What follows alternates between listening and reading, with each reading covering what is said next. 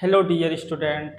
आज हम लोग जो है एक्सरसाइज 1.2 का सलूशन करेंगे, जो कि बहुत ही इंपॉर्टेंट है। हर साल बोर्ड की परीक्षा में आने वाला क्वेश्चन है, इसलिए वेरी इंपॉर्टेंट क्वेश्चन है, जो कि एक पैटर्न के तहत चलता है। इस पैटर्न को यदि आप समझ लिए तो क्वेश्चन आपके लिए बहुत ईजी होगा।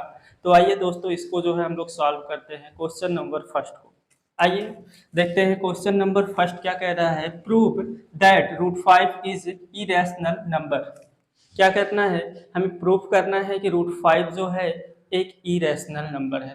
तो आइए दोस्तों, इसे हम लोग सॉल्व करते हैं। इसे सॉल्व करना बहुत ही इजी है, बट थोड़ा सा आपको ध्यान देना है इसके पैटर्न पे। इस पर के पैटर्न को यदि आप समझ लिए तो आराम से इसे सॉल्व कर सकते हैं। इसके पहले जो हमने दोस्तों इंट्रोडक्शन वीडियो बनाया है, उसमें आपको रैशनल नंबर, इरेशनल नंबर क्या है, उसमें आपको समझाए हैं दोस्तों। तो यदि आप उस वीडियो को देखे होंगे तो ये और आसानी से आप समझ पाएंगे। तो आइए इसको हम सॉल्व करते हैं। सॉल्यूशन दोस्तों कह रहा था prove that √5 is irrational number. तो यहाँ पर √5 को ये हमें प्रूव करना है इरेशनल नंबर, तो इसका अपोजिट हम लेट कर लेंगे, मान लेंगे। यहाँ पर लेट करेंगे कि जो √5 है इज ए रैशनल नंबर। यहाँ पर जो है हम एज्यूम कर ले रहे हैं कि ये जो है रैशनल नंबर है। क्या है? Rational number. एज्यूम कर लिए कि √5 इज ए रैशनल नंबर। अब हमें क्या करना है? चूंकि हमने इसे एज्यूम कर लिया कि यह जो है एक रैशनल नंबर है, तो हम यहाँ से अब कर सकते हैं नाउ। अब हम इसको लिख सकते हैं √5 इक्वल टू A/B, क्योंकि रैशनल नंबर्स को हम लोग जो है P/Q के फॉर्म में लिखते हैं। जहाँ पर हम यहाँ पर कह सकते हैं कि जो है where A and B are integers. यहाँ पर जो है A and B are integers हैं, and are A and B are coprime. Coprime coprime का मतलब है वैसे नंबर्स जिनका जो है, ऐसे दो नंबर्स जिनका जो है HCF 1 या कहें उनका कॉमन फैक्टर 1 हो, उन्हें हम जो है कोप्राइम नंबर कहते हैं। जैसे अगर हम एग्जांपल दें कोप्राइम का, तो जैसे 5/7, यहाँ 5 और 7 का यदि हम HCF निकालें तो जो इसका HCF होगा वो 1 होगा। तो ऐसे नंबर्स A और B है जिनका जो HCF अगर हम निकालें तो 1 होगा, यानी कि इनका कॉमन फैक्टर 1 होगा, 1 को छोड़कर और कुछ नहीं होगा, जो कि ये फ्रैक्शन की क्वालिटीज होते हैं। तो अब इसके बाद दोस्तों हमें क्या करना है? यहाँ पर इनके दोनों साइडों का स्क्वायर कर देना है, यानी कि squaring both side. Squaring both side, तो ये हो जाएगा √5 का स्क्वायर और A/B का होल स्क्वायर। यहाँ पर ये जो है स्क्वायर से रूट कैंसिल होगा, तो ये हो जाएगा 5 इक्वल टू A²/B²। अब B² का मल्टीप्लाई 5 में करेंगे या हम कहें ट्रांसफर कर दे इस साइड में, तो हो जाएगा 5B² इक्वल टू A²। ये चीज़ हो जाएगा।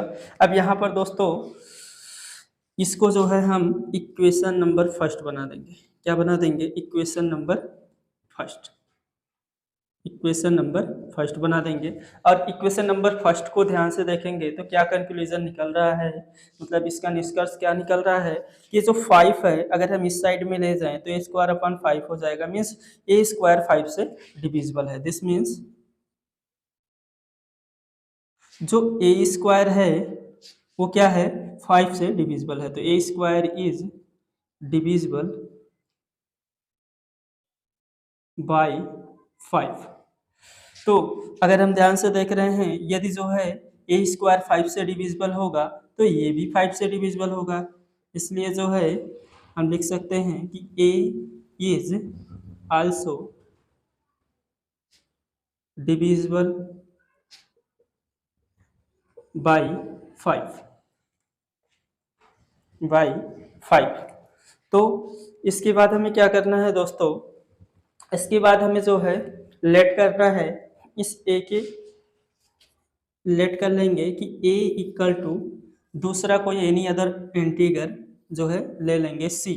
यहाँ पर जो है वेयर, जहाँ पर C इज एनी इंटीगर, ये भी एक जो है नंबर होगा सी। अब यहाँ पर क्या करना है दोस्तों, यहाँ पर जो है इक्वेशन नंबर फर्स्ट से ए का वैल्यू पुट कर देना है। तो यहाँ पर लिखेंगे फ्रॉम इक्वेशन फर्स्ट से, यानी कि इक्वेशन फर्स्ट से यहाँ पर हम क्या कर सकते हैं, यहाँ पर ए का वैल्यू हम लिख देंगे। इसका मतलब क्या है, ये ए का जो स्क्वायर है, स्क्वायर जैसे ही हटाएंगे तो ये पूरा मान क्या हो जाएगा, रूट में हो जाएगा। और बी को हम बाहर कर सकते हैं, तो इसका जो वैल्यू आएगा वो आएगा √5b, और इसके जो है इक्वल में क्या दिया हुआ है 5c, जो हमने लेट किया है। अब क्या करेंगे, इनके दोनों साइड को स्क्वायर कर देंगे।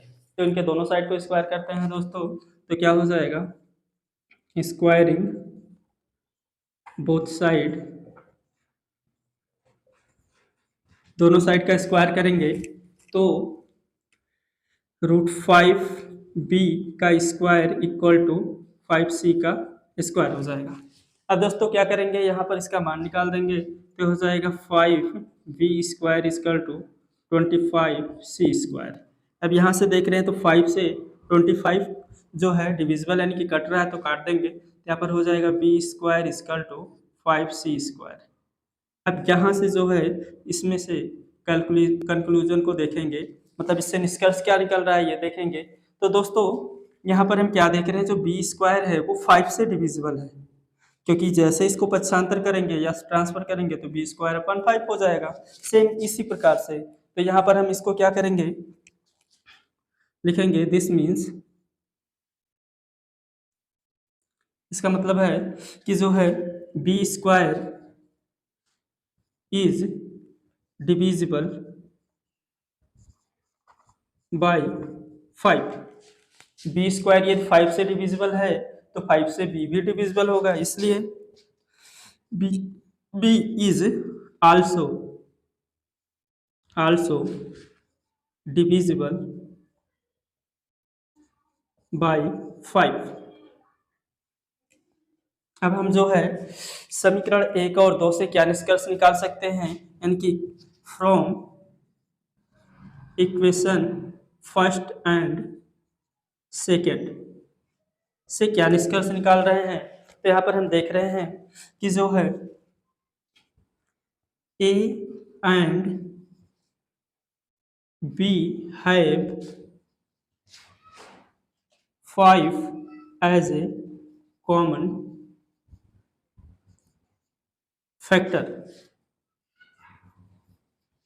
हम क्या देख रहे हैं कि जो है ए और बी का कॉमन फैक्टर 5 आ रहा है, जबकि जो है ए एंड बी, चूंकि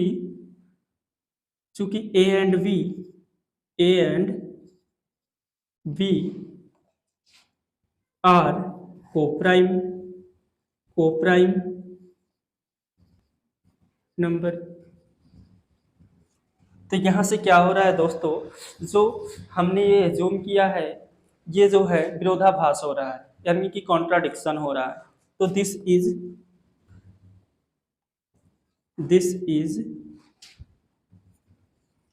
contradiction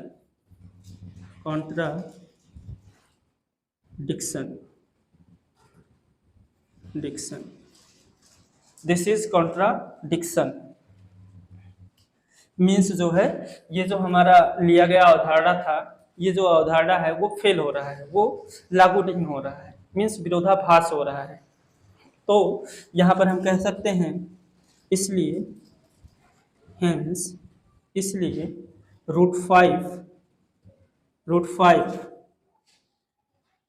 is an irrational